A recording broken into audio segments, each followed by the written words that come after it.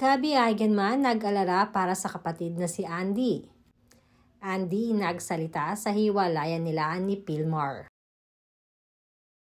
Gumawa ng usapan ngayon sa social media ang pag-unfollow ni Andy Eigenman at Philmar Alipayo sa social media ng isa't isa. Kasunod nito ang mga cryptic post na sagutan din nilang dalawa sa kanilang Instagram account. Sabi ni Andy sa kanyang naging post, "I just found out it's the year of the snake. I thought it was the year of the wolf in the sheep's clothing." Sinundan pa niya na ito ng isang resharing meme na ang sabi ay, "When you're one breakdown away from losing it, but an Instagram quote told you to trust the process." At dahil nga sa mga naging post na yan, kaya naman lalong tumibay ang espekulasyon ng mga netizens na talagang merong hindi magandang nangyayari ngayon sa relationship ni Andy at Philmar. Matatanda ang nauna nang napabalita noon na na-involve si Philmar sa isang babae sa Siargao habang ito ay lasing.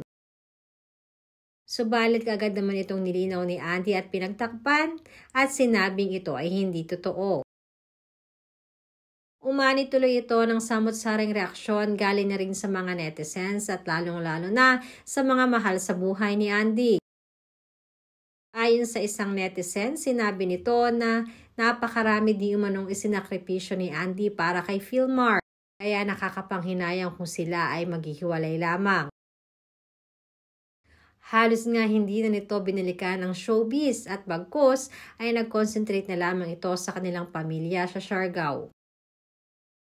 Maging ang pagkamatay ng nanay ni Andy ay hindi nito kaagad napuntahan dahil napakalayo nito at mas pinili niyang makasama si Philmar sa Siargao.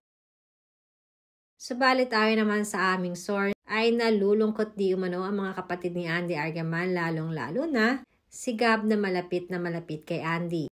Hopefully di umano ay maayos nila Andy at Philmar ang kanilang mga problema dahil na rin para sa kanilang mga anak.